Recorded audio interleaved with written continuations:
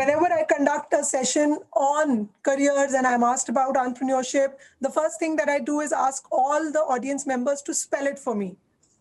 So how many of you would be willing to spell this word for me?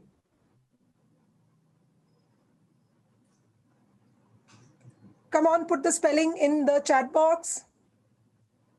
Of course, we used to hold offline sessions, so you did not have the benefit of the computer giving you the correct spelling. So I think many of your computers must have corrected the spelling. Great. So both of our eminent panelists, Mr. Bikhchandani and Mr. McFarlane, did say it was a fancy term and not used when he became an entrepreneur. And now it's very, very fashionable. I'm reminded of a small incident, while I was watching this film. I don't know how many of you have seen the Facebook story called The Social Network, the story of Mark Zuckerberg. Have you seen that film? So in that film, there is a scene with Sean, Sean's character is played by this actor, Justin Timberlake, who's also a singer. And Sean has been shown in that film as the founder of Napster.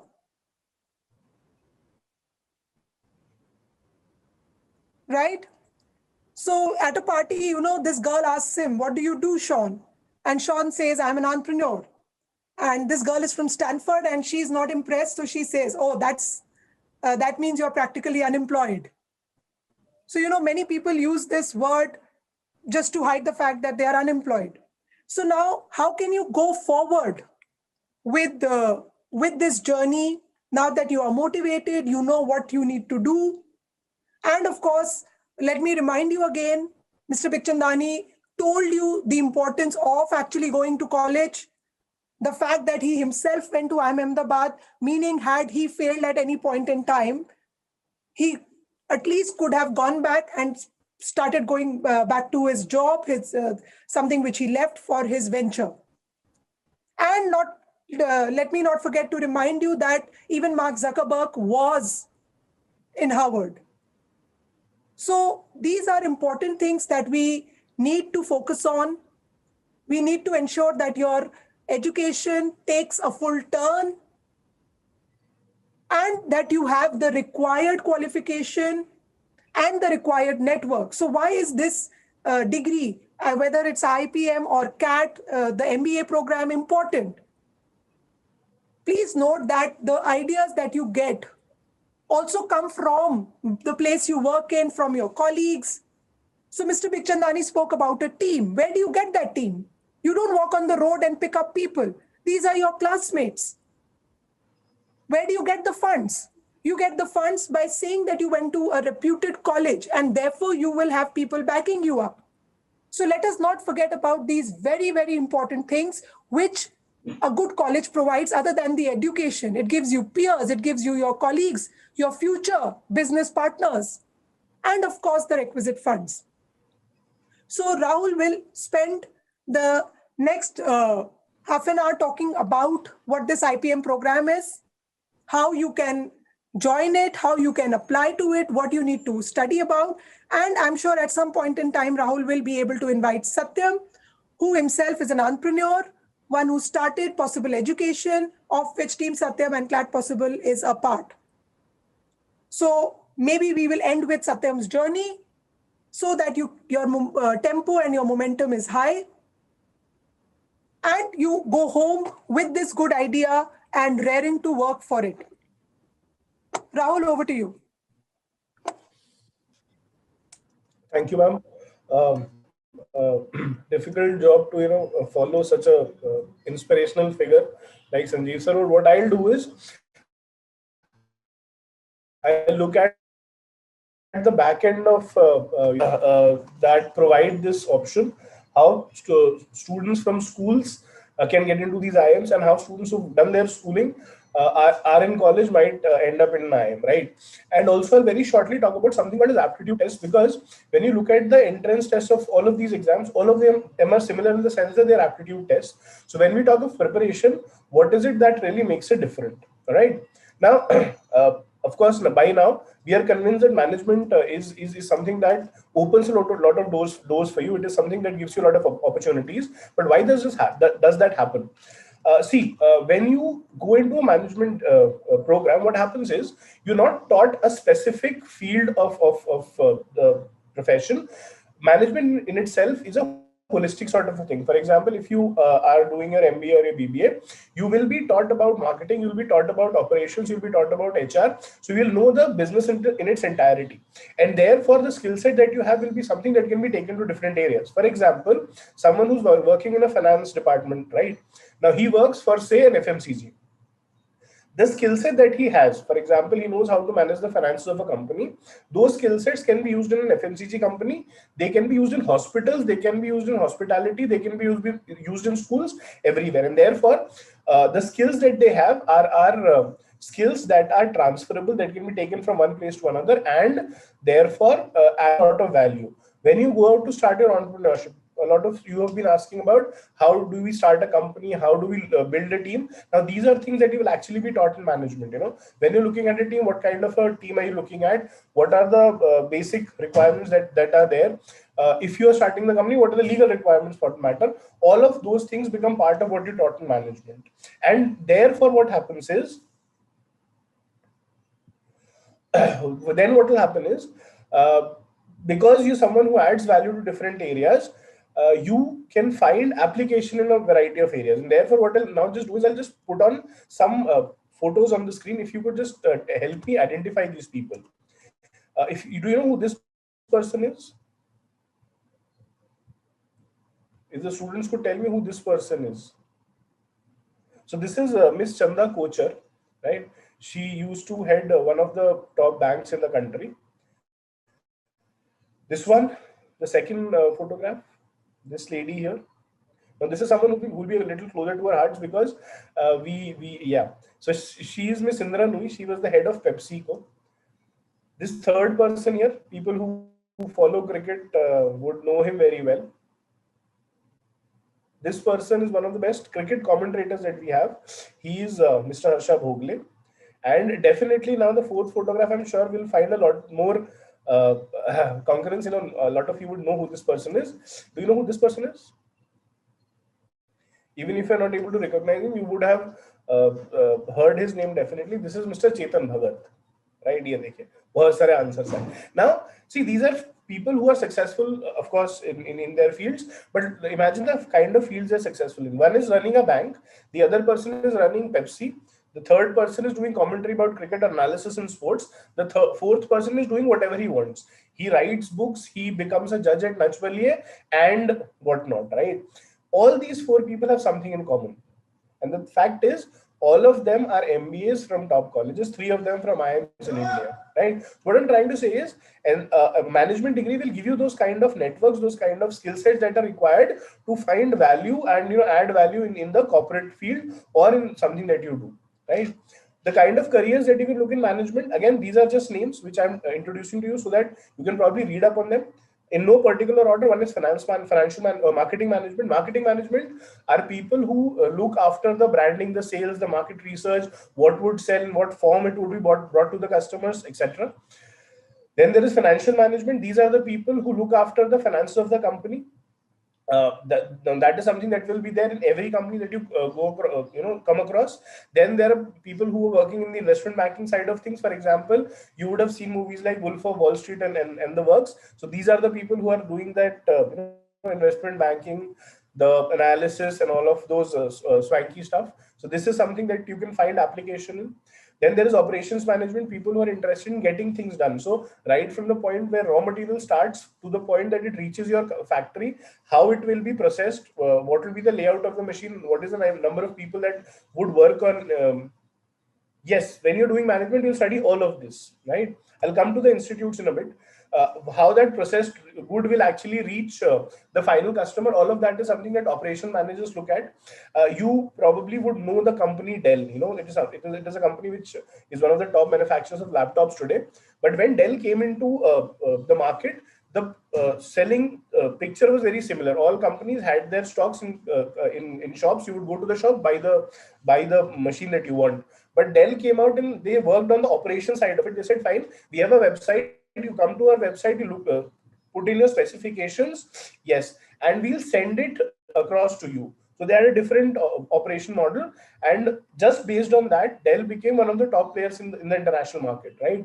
If you're looking in the Indian context, when I talk of logistics and the supply chain, when we talk of our food requirement and how it is to be stored, there is a huge opportunity in supply chain management that is there in India as of now, right? If we talk of IT management, the fact that we are interacting today is possible because of this. So the services, the implementation, all of that becomes part of IT, right? Human resource management, we had a question some time back. A student said, how important is human resource for today?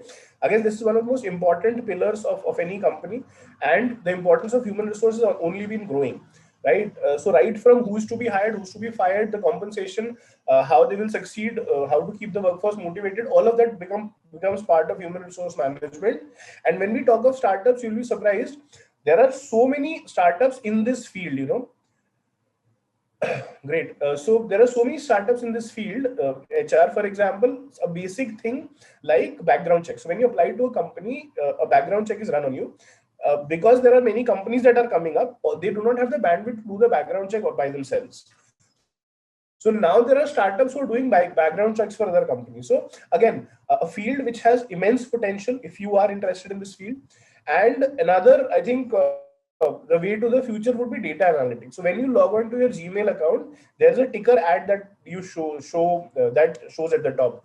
If you chat with a friend on WhatsApp and say, let's make a plan to go, chances are big data, absolutely. Chances are in some time you will come across an ad for a Goa 3-day package on your phone or on a social media website, right? So all of this data is being gathered, it is being analyzed, and from there, services are being provided to the customers. This is a huge field right now. This has application in both areas. Someone who is interested in, say, the technical side of it is a person who will work on the big data. So words like big data, Python, these are the technical people. And then there will be people who will take the inputs from this data and present it to a customer, or go to companies and tell them how they can perform better. So they are the consultant part of it. Again,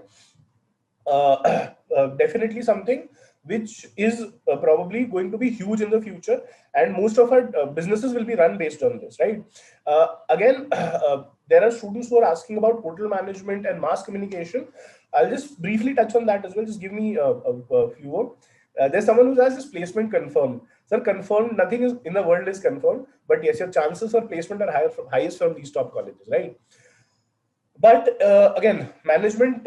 So Sanjeev sir talked about management. You know on your own what management. If you ask me what management, I'll just take a very basic example from real life. So anyone who's studied business studies or management would know that management is an art and a science. It is necessary for organized life.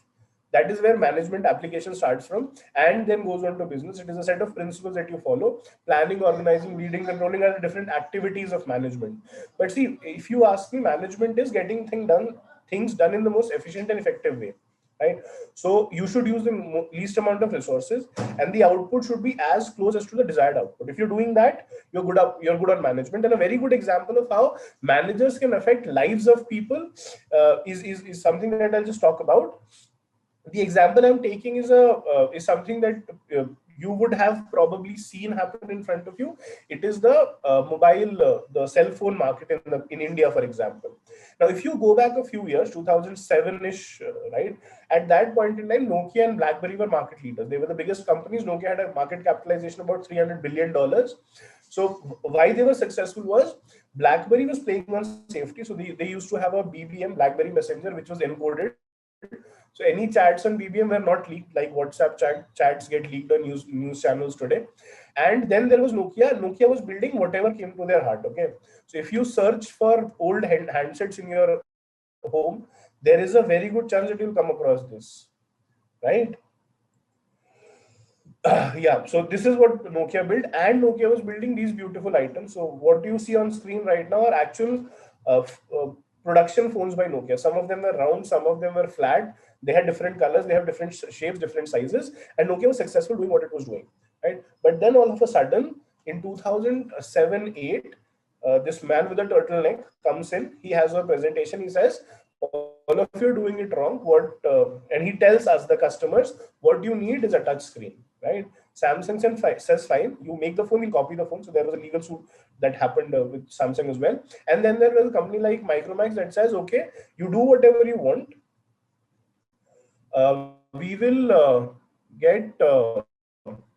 we'll just do it cheaper, right? So what that translated into is, in about the next 3 years, Nokia's market cap had dropped down to a bare $3 billion, right?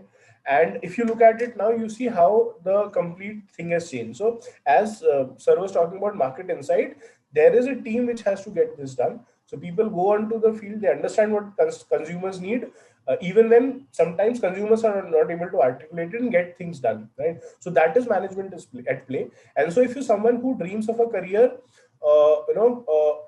who's creative, who's a problem solver, if you have goals, if you have clarity of goals where you want to reach, for example, you want to have a startup of your own, you want to say reach a CXO level in a company, you're ambitious, definitely management is something for you. But if you're someone who's not clear what you're doing, management makes sense for you as well, because this is a program which gives you a lot of practical experience and knowledge, and therefore you'll be able to figure out where you see yourself, where you can apply yourself, right? And therefore, whether it is conventional opportunities or non-conventional opportunities, MBA is something which gives you the skills, the resources to get yourself started. Okay, there's one student who says consulting firms from top B schools look for a profile which is a 998-999. Again, you have to first reach there to get into that short list. That is what I'm saying. And the selection processes are such that your profile as it is scanned during the selection process of the college, and once you're in college, you actually have the opportunity to build your profile, because you'll have an internship opportunity, you will get to work with clubs, you'll get organizing activities, and therefore you will be able to build your profile while in college as well. So if you are in the college, you are in the race, is what I'd like to say. Why this makes sense for students who are in school right now? See, for a long time, people used to go in for an MBA after the graduation, but now IIMs have come up with programs, 5-year programs, which I'll just briefly talk about soon after this. That is something that you can get into after 12th. You don't have to do a master's after that, and you are set to get into the corporate world. These are professional courses, and therefore there is immediate job availability. Even in these hard times, if you look at the placement figures for IIMs, which were published in newspapers, you'll realize they were able to weather the shock, where many colleges have actually folded completely. They're not getting admissions, forget placements. IIMs were able to run their course. Thirdly, these are open for all. No matter what kind of subjects you have in class 10th, 11th, 12th, no matter what graduation you're doing, these are programs that are open for all. And therefore, anyone can apply to these programs, clear the exam, which is a common aptitude examination, does not have any subject-based question. You clear that and you are into the college, and definitely a lot of options, as we have been talking about. So which are these colleges that all of us are talking? It started with IIM Indore about 10 years ago. So IIM Indore came out with a program which was after class 12. It was a 5-year program. So for first 3 years, you did your BBA. There was a small internship, and then you did your MBA. Initially, that was a time when MBAs could not give out degrees because they were not universities. So IIM Indore had set up a UGC center in the college. So you could give your exams through UGC and get a BBA degree as well. But now things have changed. IIMs are now in universities, and therefore these colleges give you 2 degrees. These are dual degree programs where you get a BBA plus an MBA degree.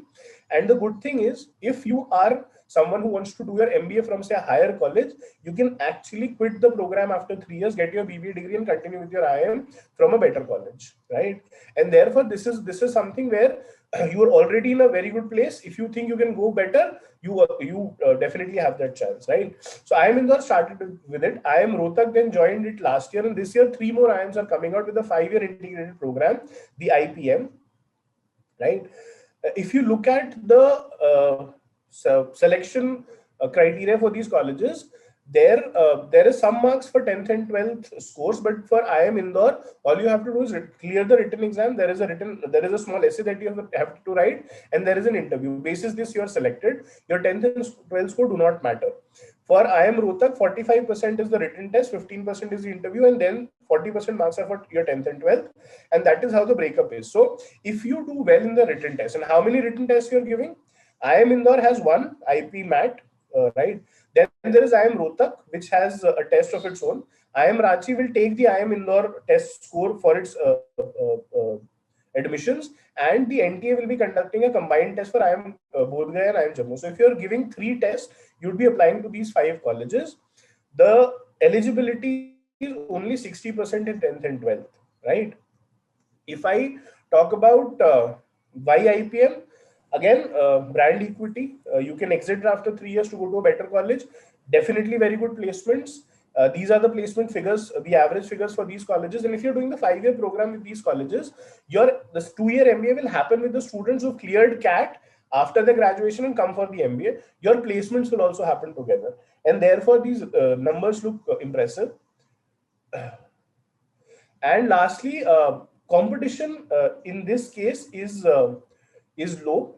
For the IP MAT, the takers are 18,000. For CAT, which happens after graduation, the number of takers is 230,000. And for someone who's giving the 12th board, a guess of how many students you think gives the 12th board? In India, the number of students should sit for the 12th board and therefore are looking for a college after 12th is in the range of 1.2 crore. 12 lakh alone are from CBSE, right? And therefore, again, this is something where the competition as of now is not that high, and therefore chances of converting it are high. These are not diploma courses. These are IPM programs. So after 12th, you write the IPM program, get into the IIM, do the course for 5 years. For someone who is in graduation or have started your college, then you would be writing CAT and you get into the IIM for the 2-year program, right? I'll just call upon Satyam sir, because he's someone who's also done his MBA, and probably he can also share his journey or his entrepreneurship journey and tell you how an MBA actually helps you getting where you are. Yes, IPM is a degree. You'll get 2 degrees, one for the BBA, 3-year BBA, and one for an MBA. So because IIMs are now universities, they can officially give out degrees, which is a change that has happened when the course actually started. Then IIMs were not colleges. Okay. Once sir is done, I'll also talk about how to prepare for this exam. So if sir could just probably guide us, and yeah.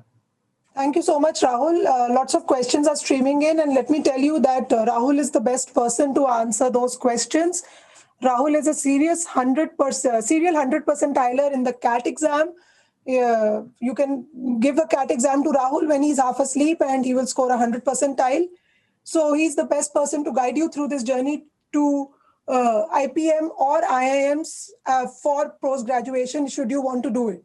Just to quickly answer some questions that are streaming in over there. You heard Mr. Sanjeev Bikhchandani say that how to choose between an IPM and an IIM program for post-graduation is look at other choices. So if you are getting IPM and IIT, maybe you go to IIT. If you're getting IPM and let's say a Stephens, you go to Stephens and then write the CAT exam. Also ask yourself, will I be able to compete with 2.5 lakh people later on? Or should I just compete with 18,000 takers right now and get into the same elitist business school? So these are some questions you have to answer yourself. So Rahul will come back and take you through the preparation bit. But at this point, when you are looking for motivation, considering this option which has come to you at your class 12th level, let me bring in our next star speaker for today, which is Mr. Satyam Shankar Sahai. Tell me how many of you are sports people? Quickly. And what do you play? So Khushi is a sports person. How many of you are struggling with sports and studies and career options? Are you at the stage where you feel you have to choose one?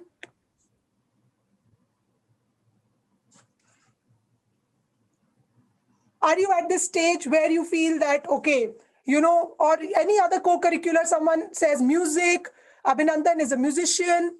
So at this stage, when you feel that, you have to choose one, I cannot do both, comes in this lovely journey of Satyam.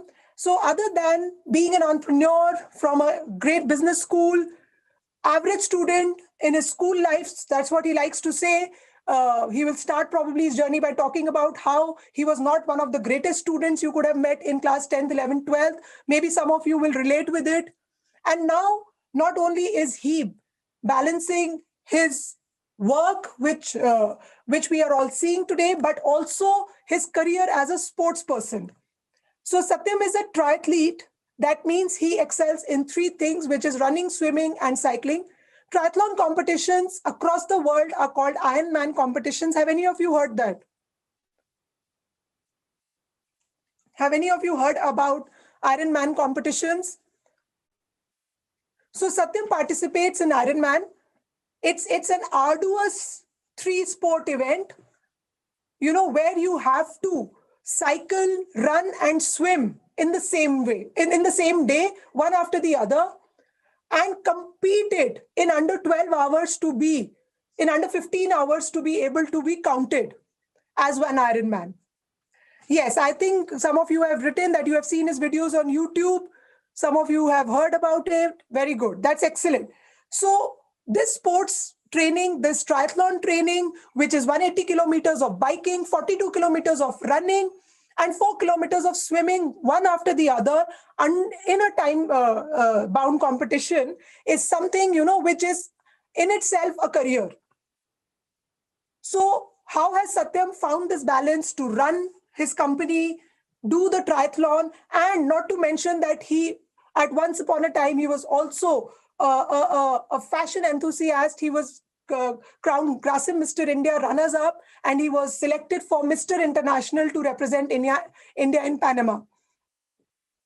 So from there to his company, to his sporting interests, how is this balancing act being played? How can you balance all these three things and take your journey and your life forward and continue to think of different ideas? So I was just talking to him a minute ago, and he's told me that he was so motivated with Mr. Bikhchandani's talk. And every time an entrepreneur gets motivated, it's something to be scared about. So I'm going to call upon him now, and maybe he will take you through these decisions, spend more time and help you get perspective of this journey. And then we will bring Rahul back in, who will close the session with how to prepare for IPM and CAT. Thank you. Satyam.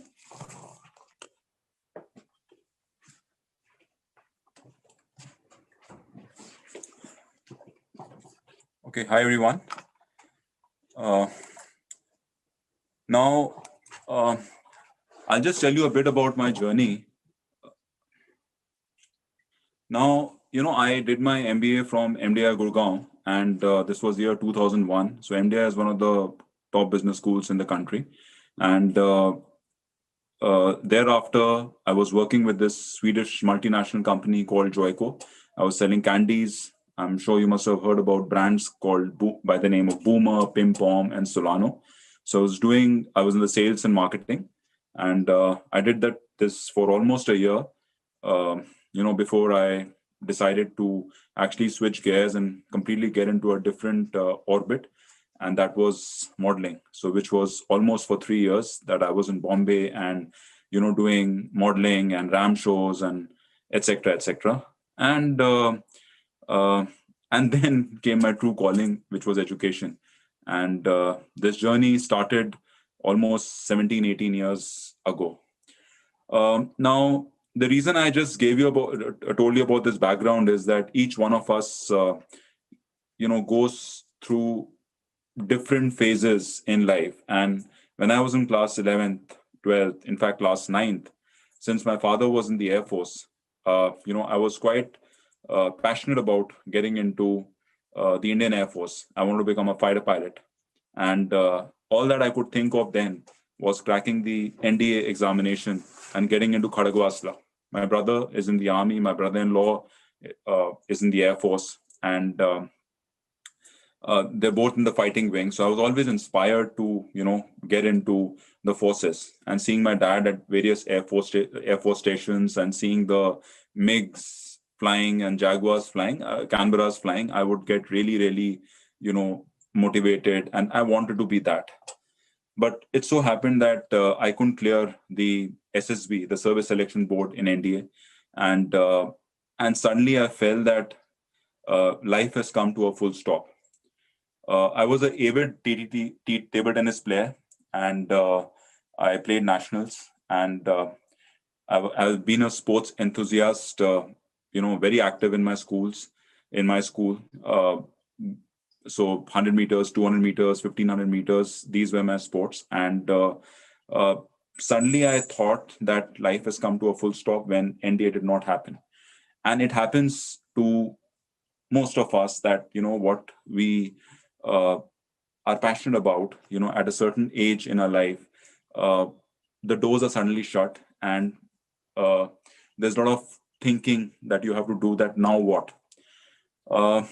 So I did my schooling from Bishop in Bareilly. My dad was posted there, and then I went to Delhi, and through the table tennis quota, I got into Delhi University, and I took up economics honors from the North Campus, and it was a completely different orbit. And before that, the College of Business Studies examination. So that was the first time that I was getting into this business domain. So College of Business Studies is in Vivek Vihar, and I think this was their third program. I cracked the entrance examination. In fact, after NDA, I applied for IHM. I applied for College of Business Studies. I got through both the examinations. I finally got IHM, Bangalore, and College of Business Studies. I couldn't really clear the interview again. So again, there is a fascinating story as to why I did not clear the interview. The first time I was preparing for any management interview, I was like, this is a great college and I have to get it. So one of my cousins was working with Linta, so I checked with him. He gave me a big fat book of, by Peter Drucker, which was about management. So I mugged this line about management, and I made a 3-4 sheet page. And the moment I went for the interview, I was like, this is my day. They asked me, why do you want to do management? And I was using big words like globalization, and they checked on me, what is globalization? My foundations then were very weak. I did not really know what globalization is. And I said, it's a competition between the public and the private sector. And obviously that was wrong. And, the interview just went haywire. Anyways, I had TT to, bank upon. I took up economics, and all of a sudden I, saw the orbit changing. I started liking the subject very much. So it has micro, macro, Indian economy, economic systems, and all that. So I was really enjoying and doing well in my college. I thought that I think eco is my calling, and I should take up civil services as a career option. So now I joined JNU. I cracked the entrance examination and joined Jawaharlal Nehru University. And I was there for almost 7 to 8 months when a bad accident happened, and I had to do a lot of rethinking then. So I was almost like bedridden for 3 months, and my father had just retired from the Air Force, and they set up a kindergarten school in Bhagalpur. So that's my hometown, which is in Bihar. So I decided that I want to get back to my hometown and help my parents set up the school, and which I did. For the first 4 to 5 months, I started helping these guys for setting up the school by the name of Stepping Stone. And I kind of fell in love with it, playing with the little kids and doing a lot of activities and games and, the learnings.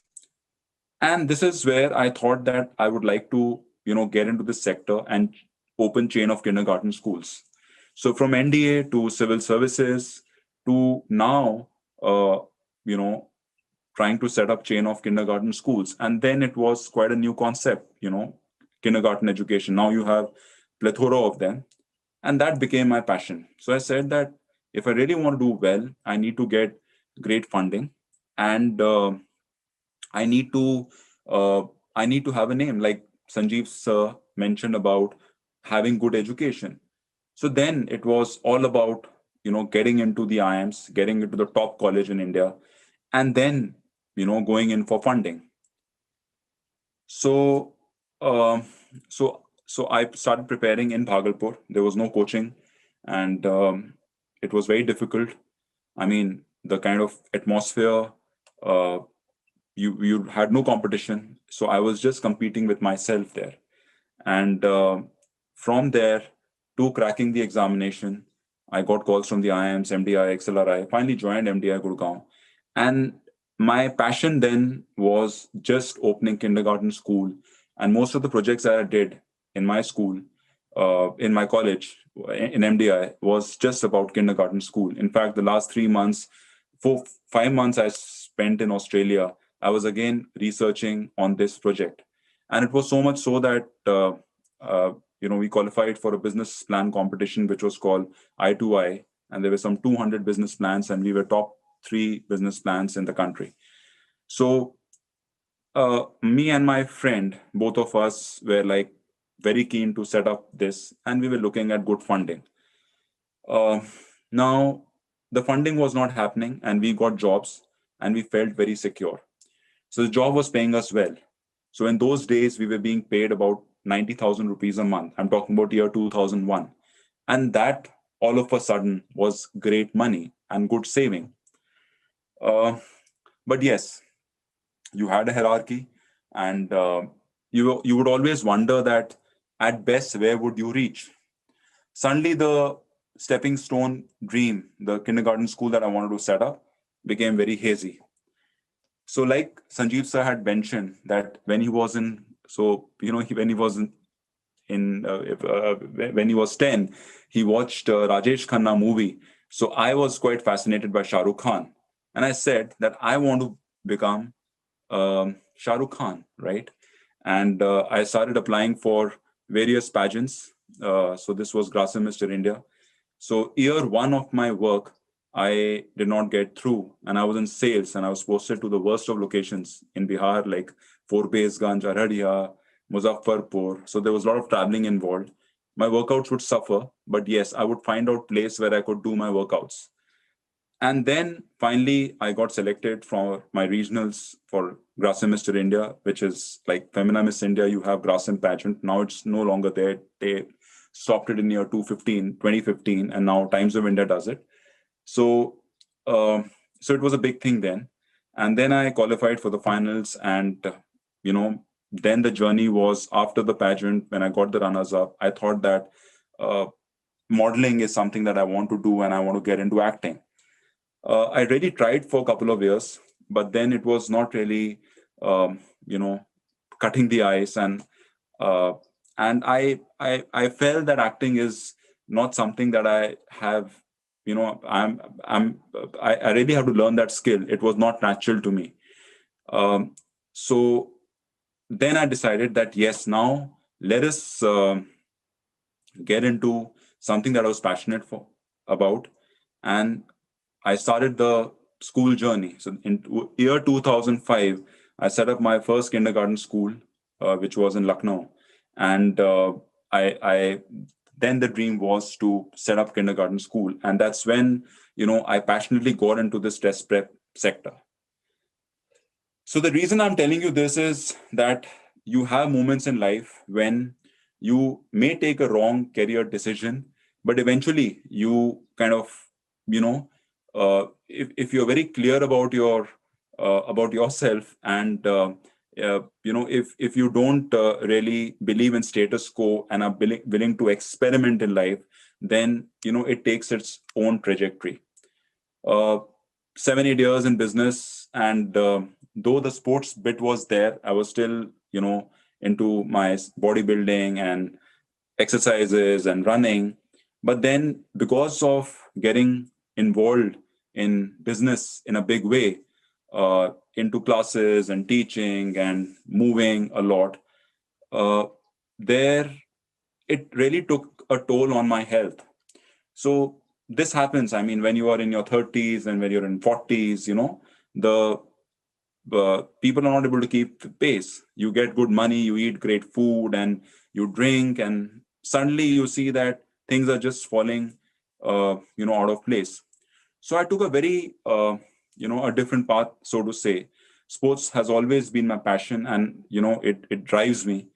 So this test prep thing, the thing that we set up, possible education, and setting up chain of centers, all that was happening, and this uh, uh, parallelly there was another thing that I started doing was getting into endurance sports, and Ironman was a journey which I picked up in 2017, almost after 17 years of my Grasim Mr. India pageant, and I think that journey itself has been very, very beautiful. I mean, you're chasing uh, different goals, and uh, you're trying to compete with the best across the world, and this brings out the best in you. I mean, the kind of preparation that goes into it, the kind of passion that has to be put into it, and I think so now I've done some 7 Ironmans across the globe, and the training, the kind of endurance, the kind of determination, the willpower that you need, uh, everything comes in. I mean, at this age, it keeps you on your toes. You need to work for 7 8 hours and then take out time for your passion. So I mean, what I want to tell you is that you might not be the brightest kid in your class, and you might always think that there are few kids or students who are better than you, but then there is something that might drive you, and that passion is and that is what you have to find out eventually. What is that drives you? I was a sports person throughout my life, and today what I'm doing is, and what gives passion to my work is a foundation, and my foundation is that I'm a sports person first.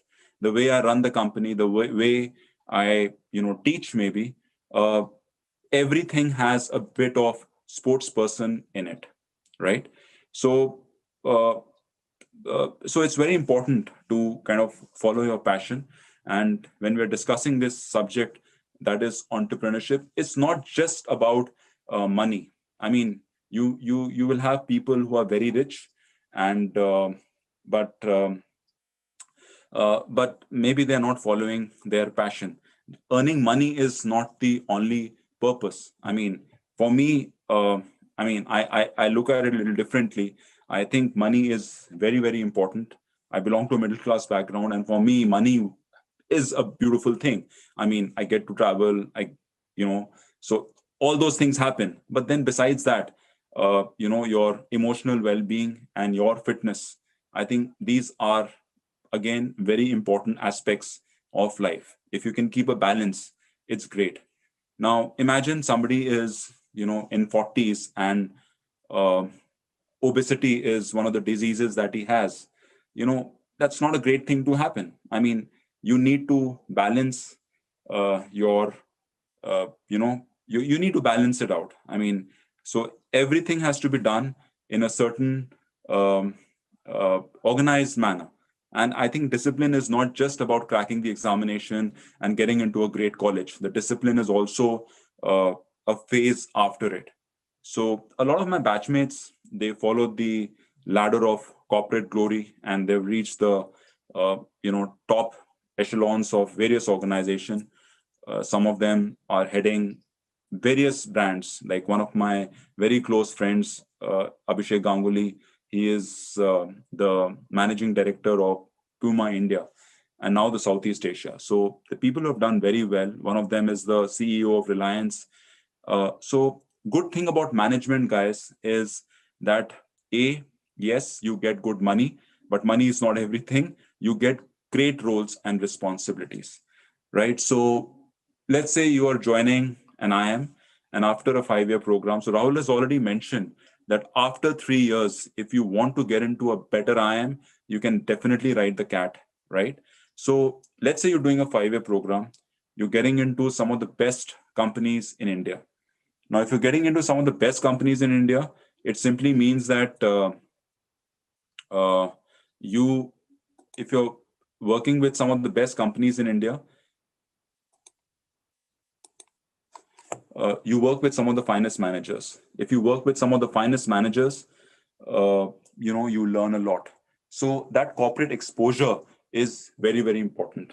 Sanjeev sir mentioned about his work with various companies for 5 years. I think that was very, very important because you learn a lot from your work. So getting there cannot happen just by a simple graduation degree. You'll be very lucky to get that. But getting into that position, getting into a position of managerial role, right, is you need a good college. And that's where education comes in, right? And this examination is not something which cannot be cracked. I mean, today you have just about 18,000 takers. Compare this to I'm talking about IPM. Compare this to medical and engineering entrance examination. The numbers are more than 20,000.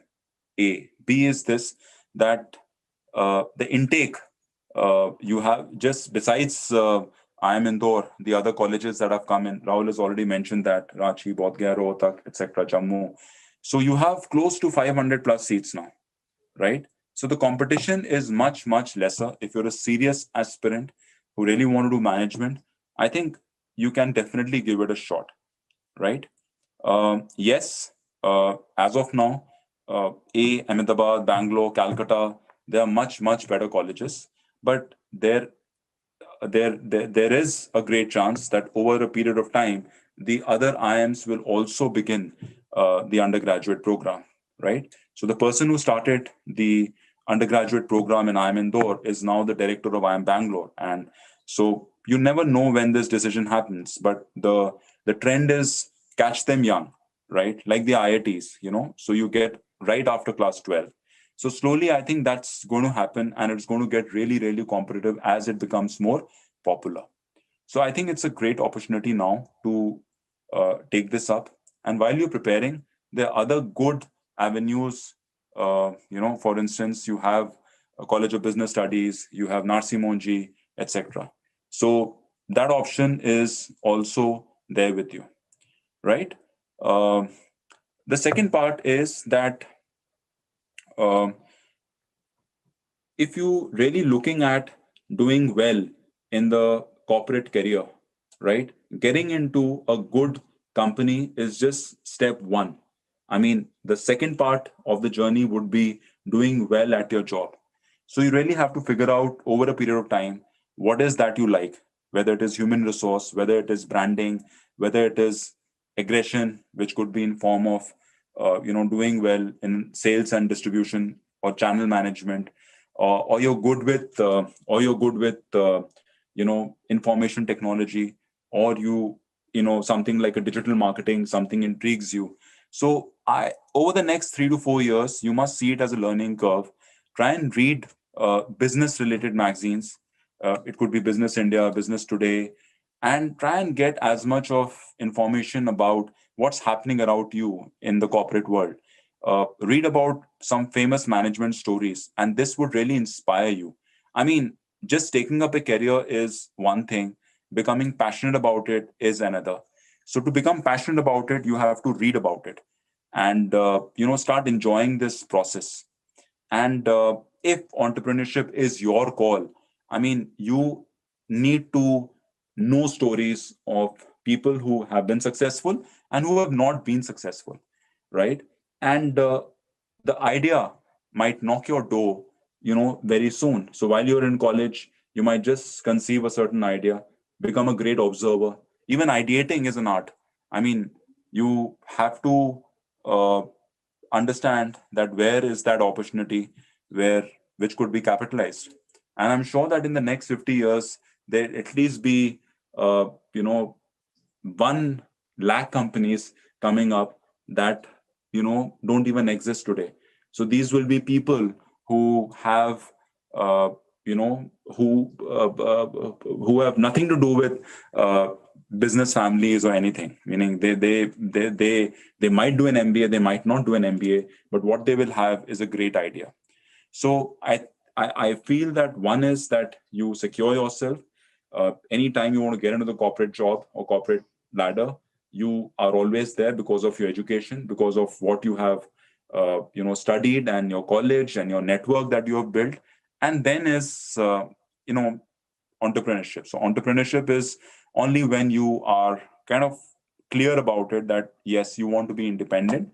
And if you can get an idea, that's great, because the journey will only begin with some idea. Now, in my case, the journey that I started off with, which was setting up kindergarten school, that didn't happen. I mean, 4 years, 5 years down the line, uh, I was not very successful with my kindergarten project in Lucknow. I mean, we started off very well, and then I got absorbed in a different project altogether, and that has taken, a different journey altogether. And now I'm passionate about what I'm doing. I mean, so the journeys might change. I'm still into a setup of education, and I'm training students nationally with multiple centers and all. So it's taken a different route. But then, you must understand one thing, that there will be turns, and risk taking is something which is very innate to an entrepreneur, right?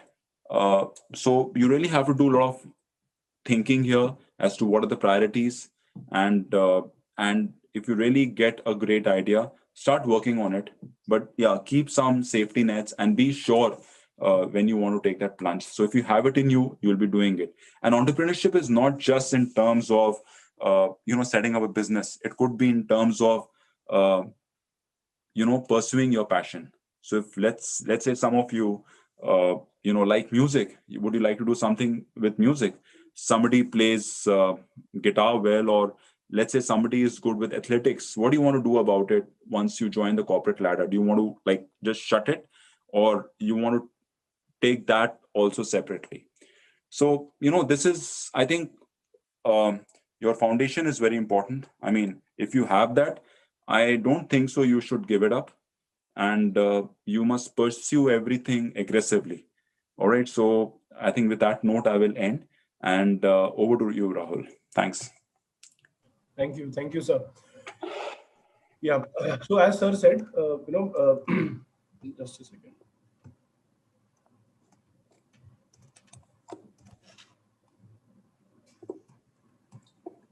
Yeah. So, as sir mentioned, some of the other options that you also have. So now for students who are in class 12th, you have the 5-year program. This is a dual degree program, and therefore you get the BBA and the MBA degree, and you have the exit option after class 12th. Apart from these colleges, there are other good colleges which are also offering a 3-year BBA program. For example, as sir mentioned, Symbiosis University, Narsi Monji, and someone who has maths in class 11th and 12th, there is an option that Delhi University also provides. Right now, if I ask you the top colleges of Delhi University, you'll probably go with names like SRCC and St. Stephen's, which in their league they are very good colleges. But if you look at the placement figures, you'll realize that one of the top colleges in DU is actually a college called Shahid Sukhdev College of Business Studies. Why a lot of students might not know about it is because the admission in that college does not happen through your class 12th marks. It happens based on an entrance examination, which is called the BUMAT, right? And therefore, if I'm looking at a BBA, MBA sort of a program, based on an aptitude test, there are multiple exams that you can give, and therefore open up a lot of options for yourself after 12th, right? What are you preparing for, or what are these exams based on? Apart from this, also, because there were students who were talking about hotel management, there were some students who were talking about mass communication. If you look at the top colleges, for example, for hotel management, there is something called as NCMHCT, which conducts the exam for IHM. If you're looking at the Oberoi, the Taj Group, all of those colleges also have an aptitude test. If you're looking for the mass communication program in top colleges like the IP University, St. Xavier's, again, these colleges have an aptitude test with a bit of a variation where they will have a specific, say, for mass communication, there will be a section on media. For hotel management, there will be a section on service aptitude. Apart from that, typically these aptitude exams will be a mix of verbal ability, which is English, mathematics, typically till class 10th, for the IIM Indore IP MAT paper and the DUJAT paper, the maths that is asked is of class 11th and 12th as well. But apart from that, all colleges are strictly till class 10th. Then there is reasoning. Reasoning will have questions like blood relations, who's first, who's second, how the clocks, the hands of the clock move, arranging people in different modes and things like that. And in some cases, there can be general awareness questions as well. Now, the challenge in these papers is typically these are papers which will range from 2 to 2.5 hours of examination. almost all of them have negative marking as well, right? So for example, if I look at the IIM Indore IP MAT paper, so it has 100 questions. For every correct answer, you get a +4. And for every wrong answer, you get a -1. You have 2 hours to do this. Now, what is the kind of score that you think, if you get, you will actually get through to the interview process in this exam? So the total marks available are 400.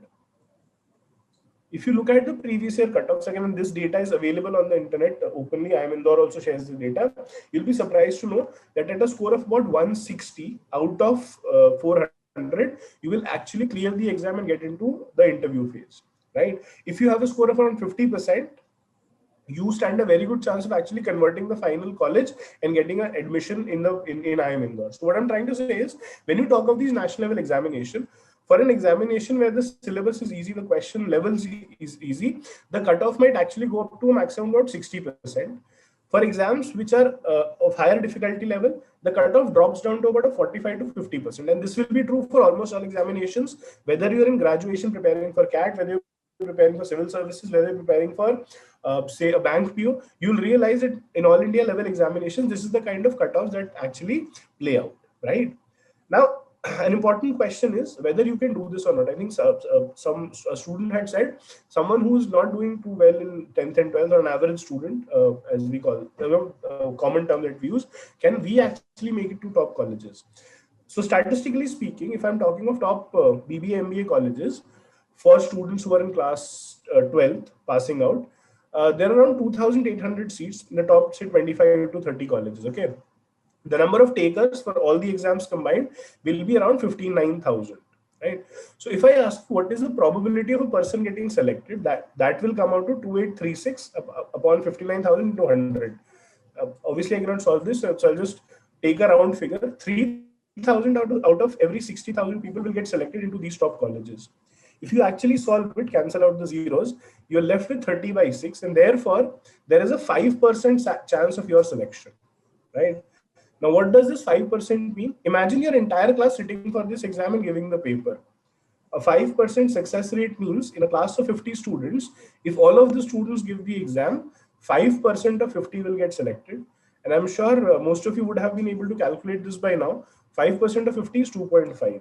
So the rank 1, 2, and 2.5 in your class will actually clear this paper and get into top colleges. The question is, what happens with the rest of us, right? How many of us are rank 1, 2, and 2.5? Anyone who's a rank 1, 2, and 2, very good. Keep it up. It's a very good habit to have. Keep working hard. The ones who are not, well, if I talk about myself, I got a 88% in class 10. So my father, for some reason, thought I'm probably an intelligent student or a hardworking student. He told me to go for PCM, physics, chemistry, maths, in class 12th, and he said, "2 saal padh le, fir life set," right? Some of you might have heard this. Some of you may be about to hear it. Some of you must have gone through those 2 years as well. Now, my father being my father, I had no reason to not trust him. I went for PCM. Class 11th, I managed to fail in physics and chemistry both. So I had to give the retest, and somehow I cleared. Class 12th, I kept on failing in chemistry. My first pre-board in chemistry, I got a 21 out of 70. Passing was 23. So I sat for the second pre-board, I got a 23. Ma'am said this time the passing is 25. I sat for the third pre-board, I got a 26. Ma'am said this time the passing is 28, right? So my teacher was considerate enough to give me my admit card for class 12. He said, all the best. May God and CBSE be with you. In 12th, I managed a grand 82.2. So 2 years of hard work was done, and my life was about to get set. So on that note, I went to do my BTech.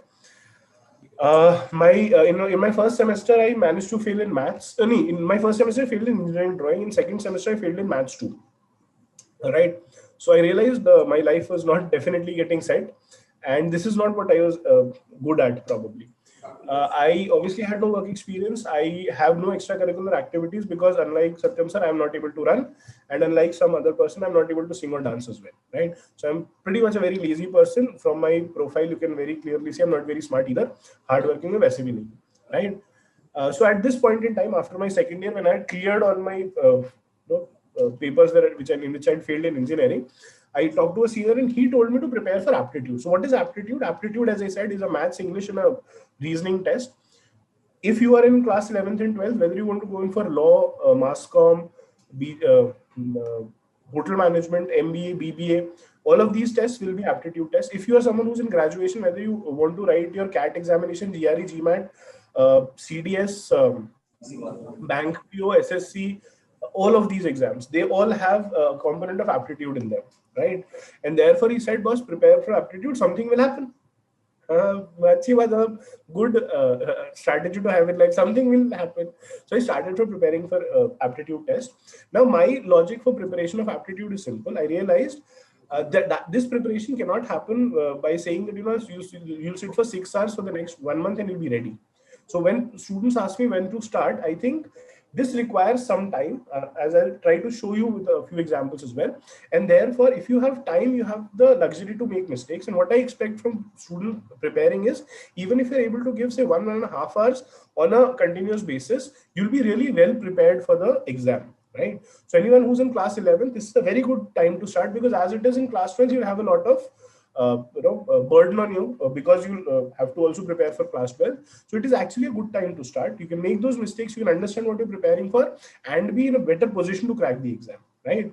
Anyways, right after I finished my second year, I said, okay, I'll prepare for aptitude. My preparation strategy is simple. Every day I used to sit for 1 hour. There were some days where I was in a good mood and I'd maybe sit for 1.5 or 2 hours. उसके ऊपर मेरे को नींद आ जाती, मैं सो जाता था, right? Okay, and secondly, but what I did was, because see, we go to school because we have to, we go to a college because we do a graduation because uske bina shaadi nahi hoti hai, right? But if you're preparing for an examination, you're doing it for yourself, and therefore you have to enjoy the process. So I was thoroughly enjoying the process, and therefore for the next 1.5 year, or about 1 year, 2 months, I was preparing on a daily. I may have missed a couple of days in about 450 days. I might have missed 2 or 3 days. So that happened. CAT day came. I was going to write the CAT examination. So this calculation that I did, rank 1, 2, and 2.5, something that my father did for me. The same man who had asked me to take PCM before my life got set. Okay, he asked me whether scored rank 1, 2, or 2.5 in your school. I said no. He said in your class. I said no. He said in any subject. I said no. He said in any unit test have you been 1 to 2.5? I said no. Said, boss, you 5 friends. In your 5 friends, have you ever been ranked 1, 2, and 2.5? My answer was still no. So he told me a very important piece of advice. He said, all the best. So I went for the CAT examination. So CAT has something called as a percentile score. So anyone who, the percent of students who have scored less than you is your percentile. I gave CAT as well. My percentile in my first attempt. What do you think would have been my percentile in my first attempt of CAT? Yeah, any guesses? So I am 88, 73%. Hey Bhagwan. Oh, nahi, 3% to बहुत कम हो गया है. My percentile in my first attempt was 99.99. I was ranked 8th all India, and that is how I went into IIM Ahmedabad. Since then, I've given CAT numerous times, because I am working with students, helping them prepare. Since then, I've scored a 99.99 two more times, and 100 a couple of times as well, right?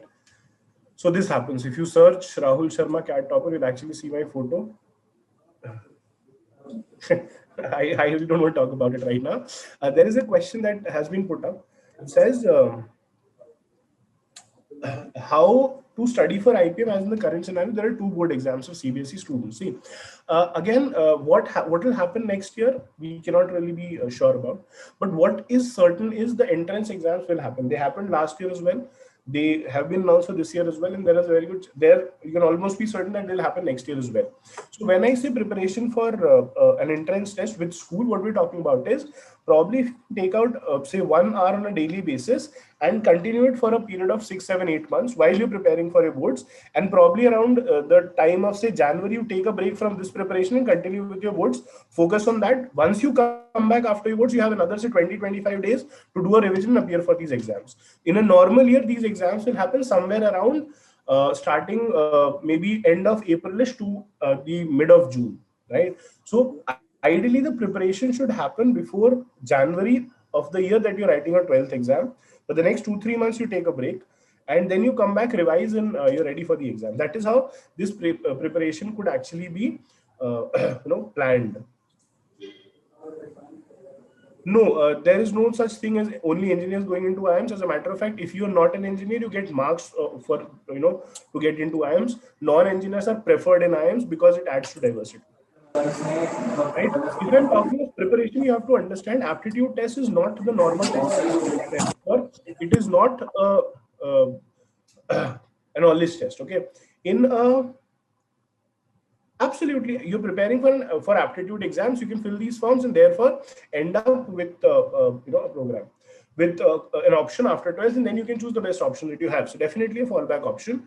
Do you get a BA degree or a BBA degree at the end of the IPM program? You get a BA degree, absolutely straight. You get a BA degree, but the subjects that you do are actually the ones that you study in management. As a matter of fact, IPM Indore has the largest selection of subjects that you'll be studying. So you'll be studying statistics, you'll be studying pure sciences, you'll be studying philosophy and whatnot, right? It's a definitely very good program that you should look at. But yes, the degree that you get is BA. Absolutely correct. So when I'm talking of an aptitude test, you have to understand aptitude test, right, is on the face of it looks like a test of basic numbers, language and reasoning skills, but what it actually tests is your application, right? So because all the questions have options written in front of you, if you're able to think logically, chances are you'll be able to solve a lot of questions. Secondly, there is negative marking. So if you end up doing difficult questions, you will actually not get selected, unlike a normal knowledge test that we give. This test is a skill-based test, okay? Which is better, IPM or a BBA degree from a reputed college? If you go into an IPM, as it is, are getting a BA degree from a good college, and therefore the experience will be much better. The number of engineers is very high in IIMs because most of the engineers actually go for it. But again, this is just a myth that there is. If you look at the number of people who apply for CAT, almost at most about 35% is now engineers. The number of engineers used to be huge back in the day when most of the engineers were giving the CAT. So in say 5-6 years ago, out of the 2 lakh people who sat for CAT, almost 1,20,000 were engineers. Now that number has dropped to 70,000. And if you look at the colleges, you'll see people from different non-engineering backgrounds are actually given extra marks during their interview process. Every college has written this on their website, right? So IIMs are actually inclined towards selecting non-engineers because a lot of engineers reach the interview process. So if you're someone who's not a non-engineer, you are actually at an advantage, right? And therefore, as I say, the aptitude test is about selecting the right question, understanding your strengths, and going forward. What is asked in these tests? English is mostly reading comprehension, unseen passages, sentence correction, grammar, and again, most of you would know what these are. Right? If I talk of maths, and this is an area where a lot of students face problems, the typical topics are percentages, ratios, TSD, time, speed, distance, time and work, number system, algebra, geometry, and modern maths. You have to understand for any exam, the first 3-4 topics, percentages, ratio, TSD, and number system, for an exam which is an aptitude-based exam, these 4 topics alone will comprise at least 40 to 60% of the paper, right? So if you're someone who's not very comfortable with maths, even if you're doing this, you'll very easily clear the cutoffs based on this, right? As I said, the cutoffs in a difficult examination drop considerably. So if I'm talking of CAT, the overall cutoff, again, there are a lot of things involved, but for a 95 percentile, the kind of score that you're looking in CAT is about 34-35%, and that is it. Right? So out of the 100 questions, if you're able to do 35 questions, that means around 8 to 9 question maths, you would have actually cleared the cutoff for most of the colleges. In a paper like IIM Indore, if you're able to do about 16 questions out of 16 maths, you would actually clear the cutoff, and you can do that basis these options, these questions as well. Therefore, in terms of preparation, there is a lot of strategy that has to happen. There has to be the right direction. Otherwise, you'll end up doing wasting effort on a lot of things that will not fetch you marks. So the direction of preparation has to be accurate. And when I say that this exam is different, what I'm saying is typically the exams that we prepare for are knowledge exams. This is a skill-based test. For example, if I look at this question, this is a question that you would know. This is from Sri R.D. Sharma. It says A can do a piece of work in 20 days, B can do the same in 30. In how many days will they work together and finish the work? Right now, this is the essence of aptitude preparation. Because if I ask you the formula for compound interest, there is a very good chance you might have forgotten it because you prepare it as a knowledge test. I'm not saying this is good or that is bad. I'm saying it was prepared as knowledge. You will forget it eventually. But if I ask you how many of you know how to ride a bicycle or cook, and can you forget it? You cannot forget it because you've done it as a skill. Preparation for aptitude has to happen as a skill as well. For example, when I'm able to get through these difficult thoughts and when I'm able to get past the fact that kiya tha par ab bhul gaye hain, you will realize that the answer is written in front of you. Because A alone can do the work in 20 days. If A and B do the work together, they will obviously do it quicker. So 20 cannot be the answer. When two people, if B does it in 30 days and there are two people exactly like B, they will take half the time. So two people like B would have taken 15 days, but A is faster than B, therefore the answer has to be less than 15. Similarly, two people like A would have taken 10 days to do the work because A takes 20, but B is slower than A, therefore the answer has to be more than 10. Right? So I've not used any formula or any thing that you'll have to remember to solve this test. It is basic knowledge and the answer is in front of you. Right? For example, a basic question, if I ask you to do a basic multiplication and I ask you what is the, say, value of 63 by 25, right? I'm sure most of you will now, first of all, have a problem saying this division, you don't want to do it, and then we'll start by, dividing it something like this, 25, 63, and start off the process, right? So when I talk of aptitude preparation, you have to understand that this preparation, the point of view has to change. If it is a division, it does not have to happen like this, right? If you divide 63 by 25 in this manner, you will take about, I think, 15 to 20 seconds to solve the question. But I'll get you the exact figure. Now, see, instead of this division, what you can do is just multiply 4 at the top and the bottom, right? Now, 63 into 4, we can calculate in about 4 to 5 seconds is 252. 25 into 4, I'm sure you will remember, is 100. And 252 upon 100, you would know is 2.52.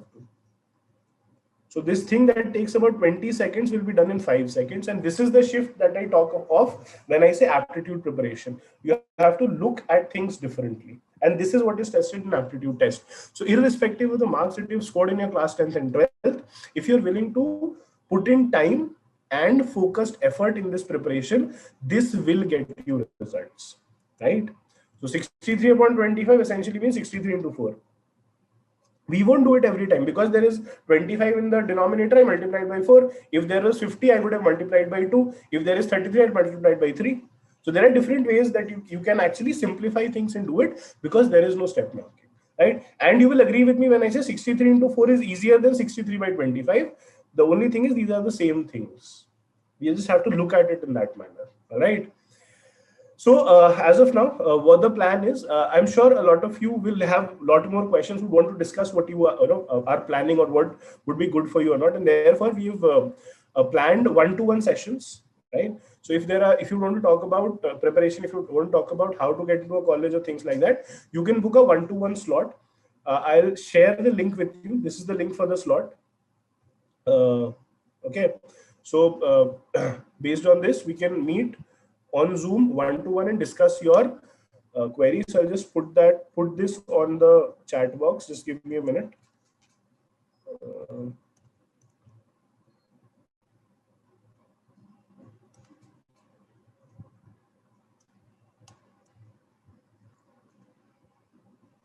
Yeah, thank you. So it has been put on the chat box now. Okay. So we can meet through this link on Zoom and discuss if any questions, any if there's anything that you want help with. Apart from this, we are also doing demo classes for the next 3 days. So tomorrow, that is 12th, 13th, and 14th, we'll be doing a demo class on each day, 6 to 7:30, where we'll tell you what or how we go about the preparation. There'll be a maths class that I'll take on Monday, that is tomorrow. There's English class by Surbi ma'am, that is on 13th, and then there is a LR logical reasoning class by Abhishek sir on the 14th. You can also join these classes and see what preparation is like, right?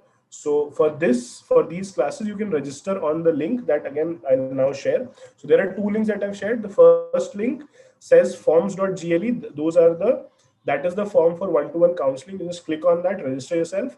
And this second link is for the registration for the demo classes, right? Would really like to have you on board. Just see what the preparation is like, what you're getting into, and then probably take a more convinced call as to whether you want to get into this or not. Because again, preparation for these exams is not something that you can do at the cost of your school studies. That is something that you will have to continue, or for that matter, something that you can do at the cost of your graduation, or something that you do at the cost of your profession, right? This preparation happens simultaneously, and probably we can help you get that sorted, right? We are we are present across a lot of cities: Lucknow, Delhi, Chandigarh, Kanpur, Patna. These are the addresses. So this is mostly what I had to say. I'd really like to meet as many of you as possible in the coming days. If there are any questions, I'll be happy to take those questions. Yeah.